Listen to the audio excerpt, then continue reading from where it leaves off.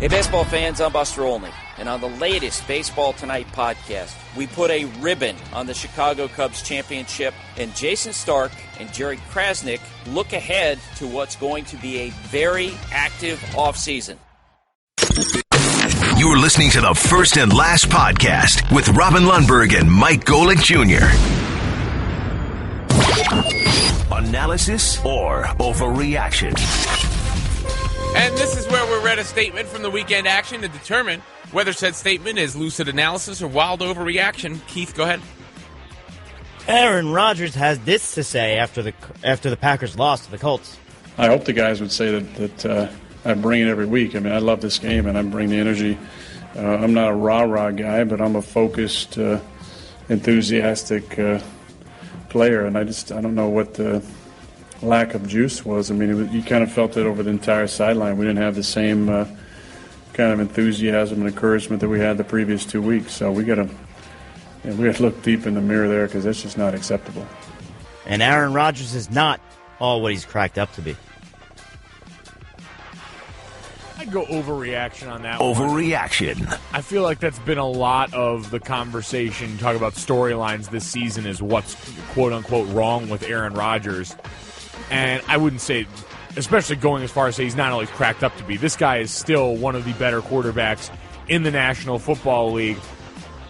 Maybe for a time we underrated the groups that he had around him when he was being as successful as he was, because we've seen as that changed. It got highlighted when Jordy Nelson was out last year, but even as he's come back and maybe not been 100% still off that knee, as Randall Cobb's dealt with some injury, they've got no real running game right now. They're essentially operating without a starting running back at this point. So we may have undervalued that in the past, but Aaron Rodgers is still the guy. That quote, listen, part of that, if you are a team leader, comes from you, so assume the appropriate amount of responsibility. If you're Aaron Rodgers, it's also funny to hear a guy who talks as monotonely as he does talk about energy like that, but we've seen him be demonstrative like that on the field. That's still who he is at times, and so they've got to answer some questions, but this has been a fractured group around him a bit at times. You know, effort, sometimes it's a culprit, and that's a real problem. But I also think it's an easy crutch or fallback for players afterwards when they don't want to say, oh, you know, we got totally out game planned, or we're not that good, right? Or they just can't understand. To them, it's just, oh, we got to play harder and all that stuff. As far as Aaron Rodgers goes, I would agree it's overreaction. And it falls into the realm of we expect a superstar quarterback, we attribute too much of the credit and maybe too much of the blame to them. Same thing goes for superstars in the NBA. We talked about how baseball's a little different because, you know, it's just the batter against the pitcher.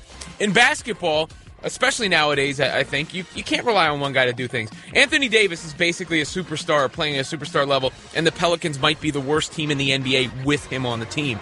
Aaron Rodgers is clearly still a superstar-level quarterback. I mean, look at the numbers that Aaron Rodgers put up. I realize he's not having the best season of his career, but he's got 20 touchdowns to only 5 interceptions, right? He's completing significantly over 60% of his passes. It's not like he's been in the toilet this year. It's just like you said, the talent around him is deteriorated, and so when the Packers are not doing as well as we think, it has to be something with Aaron Rodgers. And this is what happens. This is a byproduct of when we as a group, as the people who cover sports, treat wins as a quarterback stat.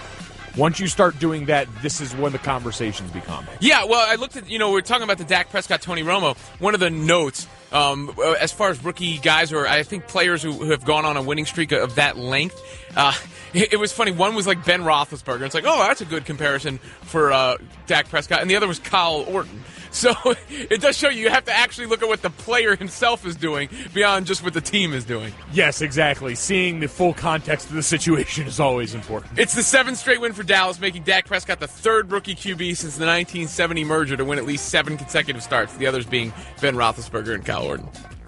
Texas A&M fell at 10 in the latest AP poll, with the top 6 remaining intact, and, of course, Alabama at the top. The college football championship is the most predictable in all of sports this year. I'm going to say, analysis, based on what you've been saying all year, we hear that as a criticism of the NBA and everything, but is it college football this year where almost uniformly across the board. Now, this happened with Kentucky in basketball a few years back, so you never know. But everyone says Alabama is a pro team. They're the best team. No one can touch them. No one can beat them. To the point where I'm convinced, right? All right, the college football playoff, who gets in is interesting, but Alabama's going to win it, right? I'll go overreaction just for Overreaction. the way this question is phrased. The most predictable, we just saw the best team in baseball the entire year win the World Series, which wasn't a shocker.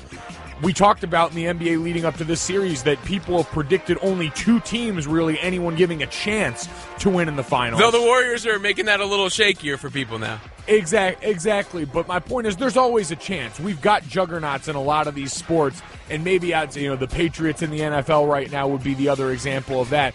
There's always a chance. We felt pretty similarly about Alabama, maybe not to this extent, but last year, and we saw the way that Clemson was able to fight them tooth and nail and really look every bit their equal in the national championship last year. That Clemson team's still around. I think we're going to see a lot of change before the end of the season. That LSU game was entertaining. It was close. It ended up being a 10-0 shutout for Alabama. But we clearly saw that there are teams capable of going out there and playing rivalry games, and being at home for LSU definitely helps that. But there are some teams that are going to give them trouble. We know in the past what's given Alabama fits for them, and they've got big games coming up still, especially against Auburn in the Iron Bowl.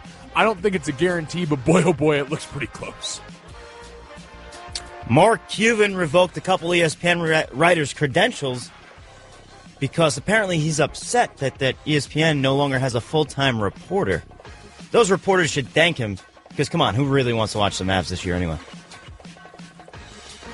I'm going to go analysis on that one. Analysis. I mean, the Mavs are, 1-5 right now? Yeah, they won last night. You know who's actually having a really good season for them? Harrison Barnes, who was like the GOAT of this kind during the playoffs.